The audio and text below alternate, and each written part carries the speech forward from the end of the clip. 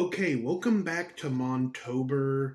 Today we're talking about the Amityville horror from 1979 starring James Brolin and Margaret Kidder.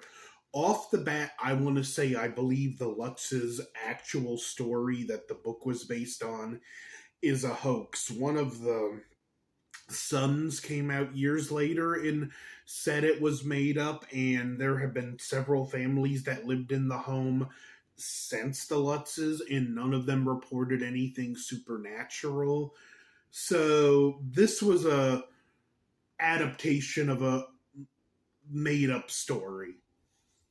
That being said, what's left is one of the greatest haunted house stories ever, and it does have some truth to the background. Ronnie DeFeo did murder his family, and the Lutzes did live in the house briefly. Other than that,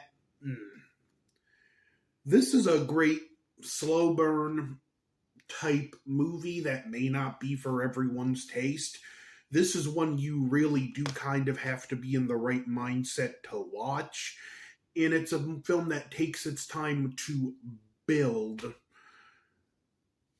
We pretty quickly, though, we get perhaps the creepiest scene in the movie as the Lutzes move in.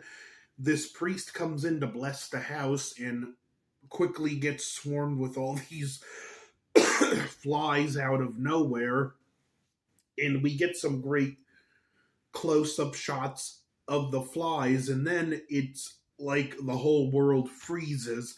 Everything goes silent, and we hear a disembodied voice say, "Get out," then scream, "Get out." The priest, for the rest of the movie, has a horrible run. He develops blisters on his hands, he gets sick. When he tries to go back to the house, there's a lot of problems with the car en route, even praying at the church, like things go wrong. He winds up even blind. So this guy had a terrible run, but his prayers may have been what saved the Lutz family. And the film, if I may say that's a negative, even though I like slow burns, I feel like this one could have been 20 minutes shorter, and it would have been better. I feel like things should have ramped up right after they found the red room, but the movie drags with more exposition at the time. There was a remake in 2005, which was good for what it was, but it was like an hour and 20 minutes. I feel like both these films, my main criticism, they have the opposite problem. This would have been better if it was like maybe 20 minutes shorter, even 15, and the remake, it could have been 20 minutes longer, because an hour and 20 minutes just isn't enough time to do what should be a slow burn story. But I'm done talking about the remake. James Brolin does a great job in this film depicting a slow descent into madness. He very quickly starts feeling cold all the time and gets obsessed with just chopping wood. And there's some scenes where like characters are agitating him or getting on his case or talking to him, bringing bad news, and it's like, do you really want to be aggravating the guy that clearly looks agitated and has an axe in his hands? Probably not the smartest move. We have some unknown occurrences, like his brother-in-law is getting married, and he puts the money for the caterer in his tuxedo pocket, and it just disappears. And later, all they find is the little bank paper roll thing that says how much money there was. The money never turns up. James Brolin winds up having to pay for it with a check, and the check bounces, and it's just like things just keep getting worse. The tension keeps piling up. And after a certain point, he does feel unhinged, like someone that could snap at any given time. And it was just really well done. This is how I'm going to go ahead and say it. As much as I despise Stanley Kubrick's version of The Shining, the way James Brolin's character was handled in this is how Jack should have been handled in that movie.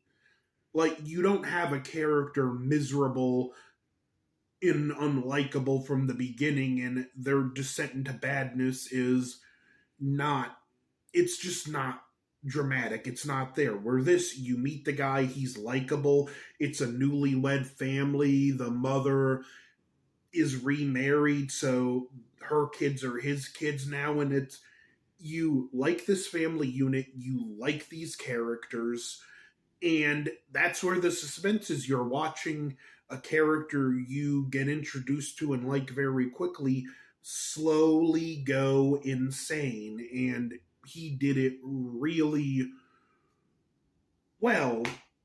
Now, I mentioned about finding a red room. There was this red room in the house that was believed to be a gateway to hell and where animals were sacrificed or some stuff. It's pretty small in the movie, and it was even smaller in real life. Maybe it was like a small root cellar or something, or just a storage closet that was bricked over. It was just painted all red on the inside.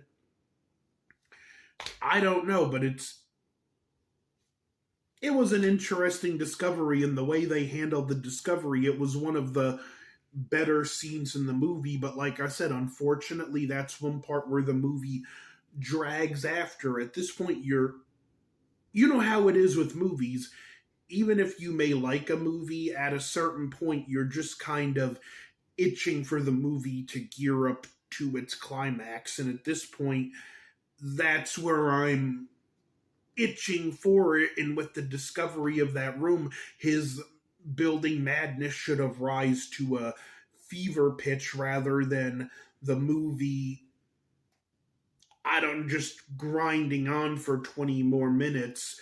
Maybe if they had his wife making the discovery, meeting the priest and whatnot while this scene is going on, it would have played better and we could have gotten to the finale quicker. But the movie is what it is, and it's still a pretty good movie. No movie is 100% without criticism. Even the best have their negatives. I'm going to show one weird thing about my copy. A lot of movies have reversible covers. This actually came with an overlay, which is, you see, I keep on because I feel the overlay looks better than the actual cover. It has nothing to do with the movie itself. It's just something interesting with my copy that I figured, why not show it off? And no, it's not something that's meant to go into inside the Blu-ray because it doesn't fit like it should. But enough about that. The film ends with them escaping. This is a horror movie where no one gets killed, and we get the text at the end saying that they left and never reclaimed any of their possessions. Just word to the wise, if you haven't figured it out yet, when Hollywood says something is inspired by true events, take it with a grain of salt. I'll give this film a solid B or B plus, around there. It may not be for everyone's taste, and for me personally, like I said, this is a film I have to be in the right frame of mind to watch, but it's still a great haunted house story. So like, share, subscribe, over and out.